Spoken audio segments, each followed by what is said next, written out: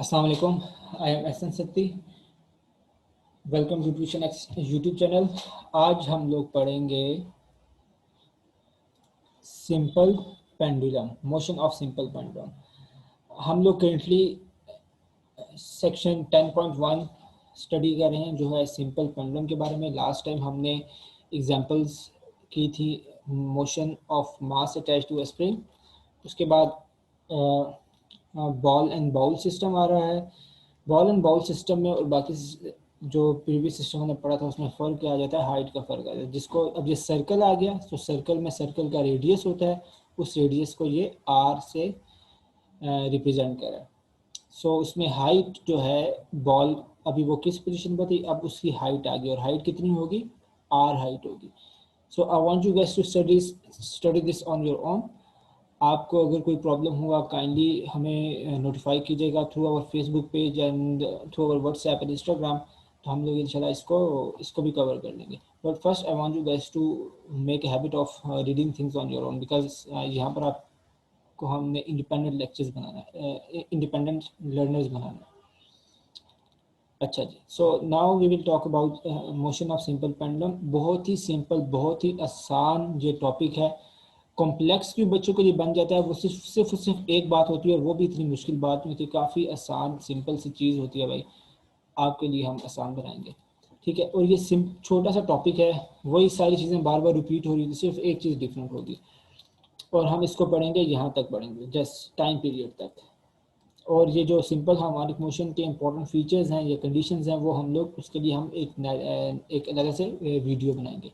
सो यहाँ तक हम लोग उसको पढ़ेंगे। अच्छा जी, so before start studying the simple pendulum, मैं आपको let me explain something which is actually quite easy. इसमें पेन कहाँ पर गया, ये पेन है, यस, नहीं ये लाइन है। So where is the pen, I can't find it, no problem, let's go to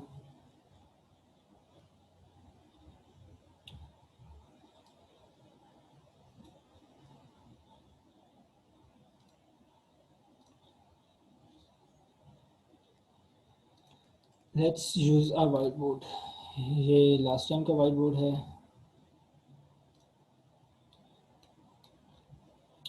इसको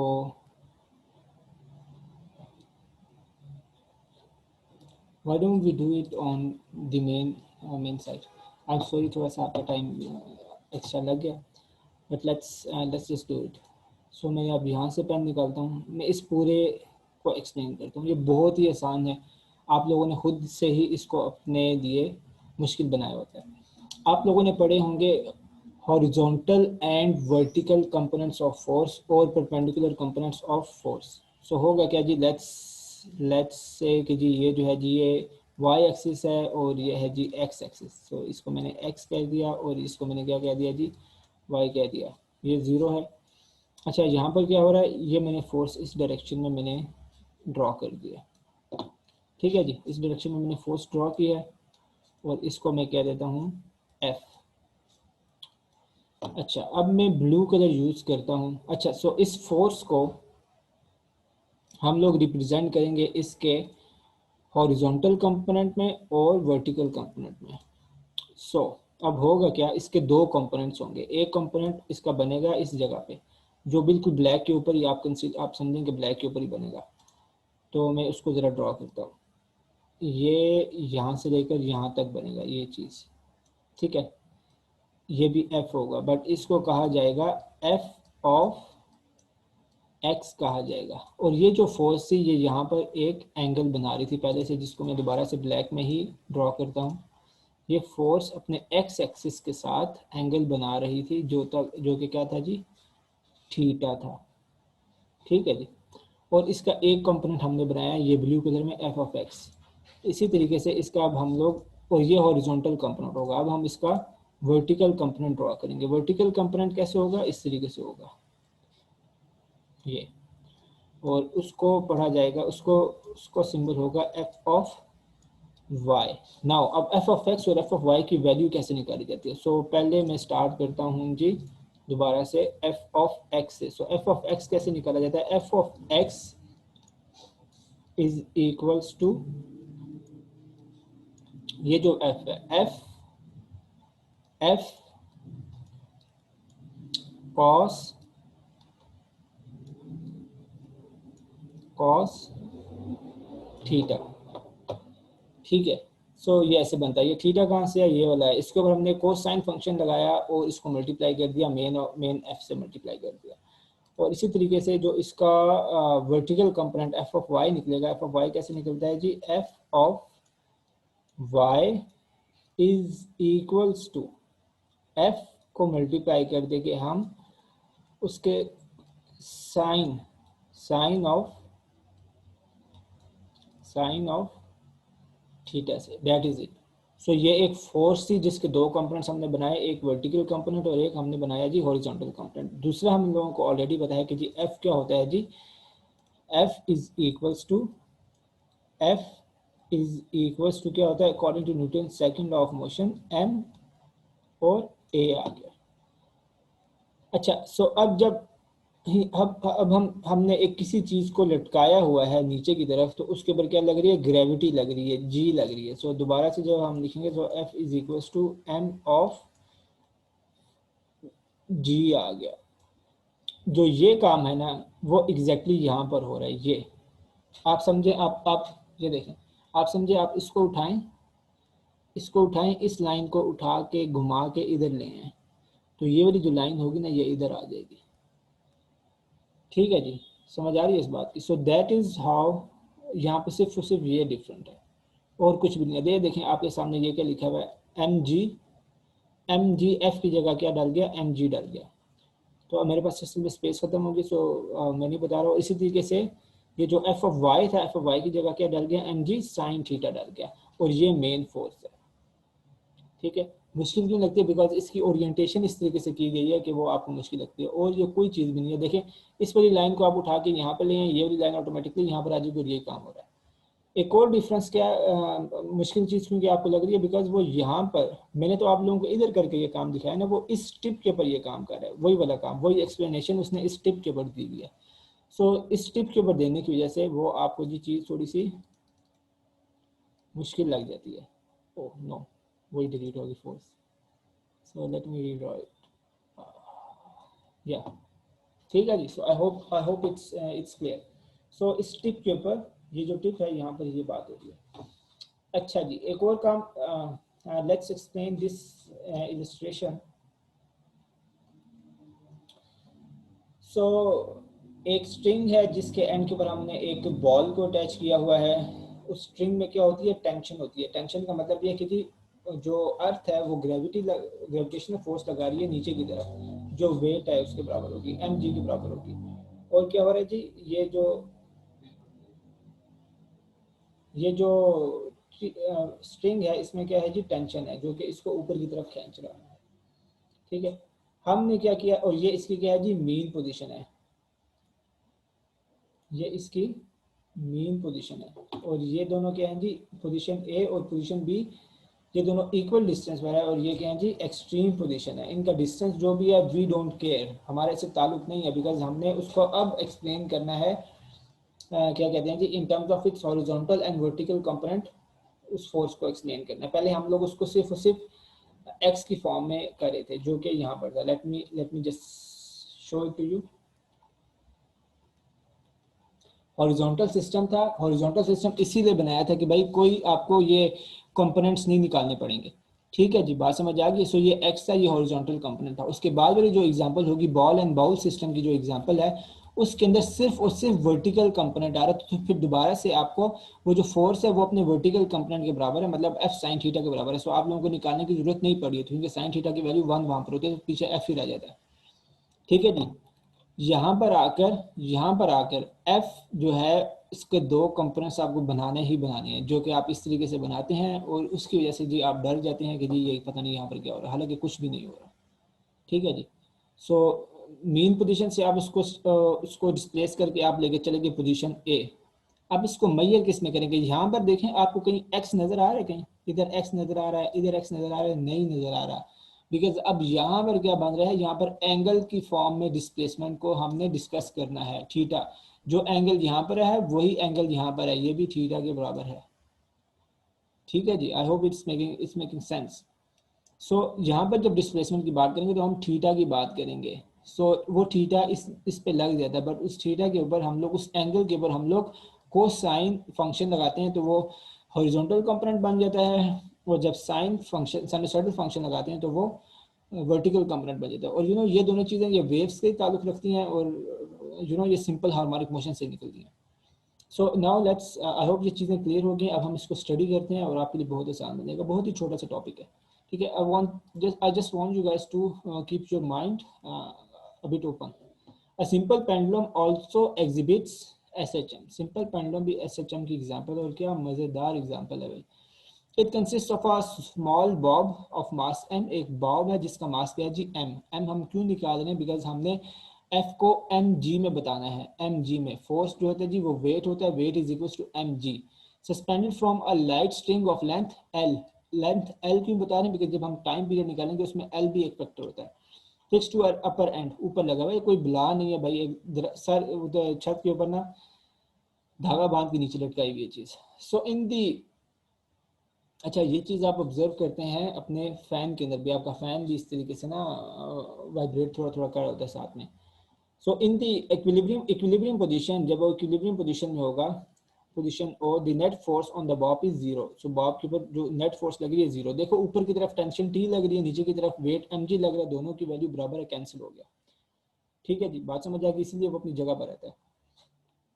बट जब आप बॉब को डिस्प्लेस करके ले जाते हैं एक्सट्रीम पोजीशन ए के ऊपर, तब नेट फोर्स जीरो नहीं होती है, क्योंकि नेट फोर्स जीरो नहीं होगी तो तभी वो वापस आएगा। हो क्या रहा है जी, टेंशन टी जो है वो कांस्टेंट ही है, लेकिन ये जो नीचे फोर्स, अच्छा ये जो नीचे फोर्स है ना, ये एम जी लग रही होगी, और ये नीचे की तरफ ही लग रही होगी। ये इस तरफ क्यों नहीं लग रही भाई? ये नीचे की तरफ ही लग रही है, बट हमारे पास तो जी ये एंगल जो है, एंगल असल में बात ये होती है ना, मैं ज़रा यहाँ पर आपको शो करूँ कि असल इशू क्या था। मैं ज़रा इसको ग्रीन कलर में शो करता हूँ। देखो असल इशू क्या है जी, ये लाइन आ रही है, ये लाइन ऐसे आ रही है, ठीक है, और ये क्या एक्सट्रीम पोजीशन है, ये क्या है जी मीन पोजीशन है। इन दोनों के दरमियान में एंगल क्या है जी, चाहे यहाँ से मेजर करना है चाहे यहाँ से मेजर करना है, वो एंगल कितना ही होगा जी, वो थीटा ही होगा। मसला कहाँ पर आ रहा है? मसला कहाँ पर आ रहा है? पहले ये था जी फोर्स और डिस्प्लेसमेंट के दरमियान में सेम एंगल था। अब मसला ये है जी डिस्प्लेसमेंट कितनी हुई है? थीटा, लेकिन फोर्स जो है, force is not along the line of displacement. Force जो है जी वो पहले इस तरीके से आ रही है, ऊपर से नीचे आ रही है, उसके बाद आके वो सीधी हो रही है। ये लाइन डिफरेंट है, ये देखो भाई, ये लाइन डिफरेंट है, और ये लाइन इसकी डायरेक्शन डिफरेंट है, इसकी डायरेक्शन इस तरफ है, ये देखो। ये इशू असल में आ रहा था, जिसकी वजह से हमें लाजमी उस फोर्स को हमें दो डिफरेंट कंपोनेंट्स में हमें निकालना ही पड़ा, वरना हमारा काम नहीं चला था। इसीलिए अब हमने उसको निकाला जी, उसको हॉरिजॉन्टल कंपोनेंट में और वर्टिकल कंपोनेंट में हमने उसको निकाला। ठीक है जी। अब जब फोर्स है, यहाँ पर फोर्स जीरो है, एफ और टी कैंसिल हो रहे हैं, यहाँ पर एफ और टी कैंसिल नहीं हो रहे। अगर एफ और टी कैंसिल हो जाए तो नेट फोर्स जीरो होती। जब आप बॉब को इस जगह पर छोड़ेंगे तो वो इसी जगह पर आएगा, नहीं जब आप छोड़ते हैं तो वो ऑसिलेट करता है। क्यों? क्योंकि वो फोर्स अब दोबारा से एग्जर्ट होगी, तभी वो अपनी मेन पोजीशन पर जाएगा, और वो रिस्टोरिंग फोर्स होगी, जो चीज़ें हमने पहले डिस्कस की हैं लास्ट वीडियो में। The force on the string acting along the string as the weight, as the tension in the string cancels the component of the weight mg। अब हो क्या रहा है जी, ये वाली फोर्स जो है, ये जो T है, T और ये जो फोर्स है एम एफ एक्स जो है, ये दोनों की सेम डायरेक्शन है। ठीक है, अगर मैं इसको अब कौन सा कलर में यूज करूं भाई, सारे कलर ही खत्म हो गए। ये जो फोर्स है T, और ये जो फोर्स है नीचे की तरफ जो है जी एफ एक्स है, एफ एक्स, ये दोनों एक दूसरे को कैंसिल कर देती है। ठीक है, लेकिन ये वाली फोर्स ये रह जाती है। Hence there is no motion along this direction. इस डायरेक्शन के अलोंग मोशन नहीं है, but because force F M sine theta जो है वो अभी भी एग्जर्ट हो रही है, वो कैंसिल आउट नहीं हो रही है। आप खुद देखने इसको कौन कैंसिल आउट, अगर इसको कैंसिल आउट करना तो हमें एक और डायरेक्शन, इस डायरेक्शन में इसके ऑपोजिट डायरेक्शन में फोर्स लगानी थी, जो कि नहीं लग रही है। जब हम छोड़ते हैं तो फिर वो फोर्स, जब हमने पकड़ के रखा है वो जगह नहीं रही है, तब हम अपने हाथ से फोर्स लगा रहे हैं तो वो कैंसिल आउट हो रही है। जो ही छोड़ा तो वो उधर जाएगी, वो इधर नहीं जाएगी, बिकॉज वो वाली फोर्स कैंसिल हो गई थी। Hence, there is no motion along this direction. The component of the weight mg sin theta is directed towards the mean position and acts as the restoring force. अब ये जो है जी, ये restoring force बन जाती है F Y F sine theta, where f is equals to mg आ गया, और ये restoring force के तौर पर एक्ट करती है, mean position की तरफ आती है. Due to this force, the bob start moving towards mean position O. At O, the bob has maximum velocity. उसकी velocity जो है वो maximum होती है, and due to inertia, it does not stop at O. Rather, it continues to move towards the extreme position B. और ये यहाँ पर रुकता नहीं है, दोबारा B की तरफ जाता है. B पर जाके दोबारा से सेम काम होगा भाई. और क्या होगा जी, वही उसका जो हॉरिजॉन्टल कंपोनेंट है fx है वो कैंसिल हो रहा होगा, और जो वर्टिकल कंपोनेंट है वो दोबारा से अंदर की तरफ लग रहा होगा. सो दोबारा से वो मीन की तरफ है, और यही काम होता रहेगा जब तक दरमियान में जो ए फ्रिक्शन है वो डैम्प करके आहिस्ता आहिस्ता उसको खत्म नहीं कर देती, उसकी वाइब्रेशंस को, ऑसिलेटरी मोशन को. ठीक है. सो अभी जो हमने आइडियल सिस्टम रखे और हमने अज्यूम किया हुआ कि दरमियान में कोई जी वो नहीं है, क्या कहते हैं, कोई फ्रिक्शन नहीं है. During the motion towards point B, जब वो बी की तरफ जा रहे थे, दोबारा से जी फोर्स जो थी, the velocity of the bob b decreases. जब velocity decrease होने शुरू हो जाती है तो फिर फोर्स लगना शुरू हो जाती है, और रिस्टोरिंग फोर्स यहाँ मैक्सिमम हो जाती है, velocity जीरो, फिर दोबारा वो इस तरफ आता है. तो यहाँ पर velocity मैक्सिमम है, फोर्स जीरो है, यहाँ पर velocity जीरो है, फोर्स मैक्सिमम है, तभी वो ऑसिलेट करता है. ठीक है जी. The restoring force m sin theta still acts towards the mean position O. अच्छा, ये आपसे मे भी MCQ में पूछ ले कि the restoring force in terms of in case of simple pendulum is equals to mg sin theta, mg cos theta, f या all of the above. तो ये आपका ना MCQ बन जाता है. Towards the mean position O, due to this force, the bob will start moving towards the position B. In this way, the bob continues to and fro motion. ये वही बहुत आ रही है जी, आप वो बार बार उसको हिला रहे हैं. ठीक है जी. It is clear from the above discussion that the speed of the bob increases while motion from point A to O due to the restoring force which acts towards O. So जो है जी, जिस तरीके से उसकी जो है जी वो speed increase हो रही है, डिपेंडिंग अपॉन जी डिस्प्लेसमेंट आ गई. Therefore, acceleration of the bob is always directed towards O. और हमें पता है फोर्स हमेशा मीन पोजीशन की तरफ लग रही है, मीन पोजीशन O है, और एक्सेलरेशन जो है जी उसकी डायरेक्शन वही होती है जो फोर्स की डायरेक्शन होती है. So acceleration is always pointed towards O. Similarly, when the bob moves from O to B, its speed decreases. वही बात दोबारा से हो रही है. Therefore, acceleration is पहले ये बता रहे कि जी यहाँ पर जब वो गया था तो एक्सेलरेशन इस तरफ थी, जब यहाँ पर गया तो अब एक्सेलरेशन इस तरफ है. वही चीज़ बार बार रिपीट हो रही है यहाँ तक. ठीक है. तो यहाँ से वो प्रूफ किया, वो एक्सेलरेशन की जो डायरेक्शन होती है ना, उसको उसने कंडीशन बनाया हुआ है कि जी जो एक्सेलरेशन की डायरेक्शन है वो हमेशा मीन पोजीशन की तरफ होगी, तो वो SHM होगा. ठीक है. और ये एक टाइम पीरियड कैसा होता है, वन टाइम पीरियड, उसके बाद टाइम पीरियड निकाला हुआ है. Time period is equal to L divided by G. अच्छा, सो टाइम पीरियड क्या होगा, जब आपने यहाँ से इसको छोड़ा, ये आगे गया, आगे जाके वापस आया, तो फिर एक इसका साइकिल पूरा हुआ, एक टाइम पीरियड होगा. ठीक है जी. सो इसको यूज करके हम लोग यूजली ये जो G है इसकी वैल्यू फाइंड करते हैं. G इज इक्वल टू 9.8 है, वो ऐसे फाइंड किया जाता है. अच्छा जी. So that is all. हम जो ये नीचे वाली चीज़ें हैं कि सिंपल हार्मोनिक मोशन की एक्चुअल डेफिनेशन क्या है, और जो 4 इंपॉर्टेंट कंडीशंस हैं या पॉइंट्स हैं, और उसके बाद वाइब्रेशन क्या होती है, टाइम पीरियड, फ्रीक्वेंसी, एम्पलीट्यूड क्या होता है. We will make a separate video for this, और उसी के अंदर ही हम लोग अपनी अंडरस्टैंडिंग को भी डिस्कस करेंगे. काइंडली इस लेक्चर को जाके दोबारा से स्टडी कीजिएगा, इसी तरीके से रीड कीजिएगा. And if you have any questions और सजेशंस और feedback, you can send them to us through our Facebook page, our Instagram and our WhatsApp number.